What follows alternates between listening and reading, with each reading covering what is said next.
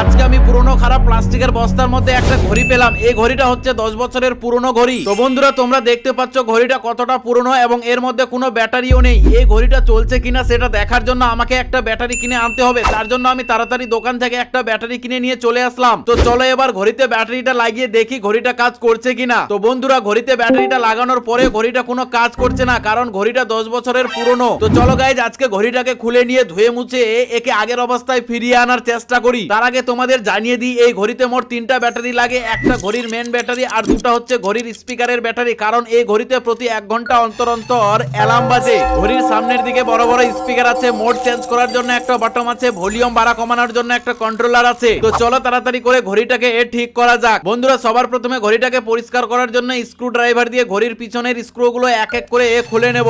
স্ক্রুগুলো খোলা হয়ে গেলে এবার পিছনের ঝাপটা ঘড়ি থেকে তুলে নেব। এবারে একটা ব্রাশ দিয়ে ঘড়ির ভিতরে নোংরাগুলো পরিষ্কার করে দেব। এখন এই কাঁচটা পরিষ্কার করার জন্য ঘড়ির ভিতরের ছোট ছোট স্ক্রুগুলো খুলে নিয়ে কাঁচটাকে ঘড়ি থেকে আলাদা করে নেব। তো চলো গাইজ এবারে শ্যাম্পু জল দিয়ে এই কাঁচটা আর কাদামাটিগুলো ঘষে ঘষে পরিষ্কার করে দিই। গাইজ দেখো তোমাদের বিশ্বাস হবে না, কাঁচটা ধোয়ার পরে কাঁচটা কতটা পরিষ্কার হয়ে গেল। দেখো এপার ওপার আরামে দেখা যাচ্ছে। তো চলো গাইজ এবারে ঘড়ির ছোট ছোট জিনিসগুলো ধুয়ে মুছে পরিষ্কার করে দিই। ঘড়ির সব জিনিসগুলো তো পরিষ্কার হয়ে গেল, এবার এক এক করে সব জিনিসগুলো আগের মতো ঘড়িতে সেট করে নেব।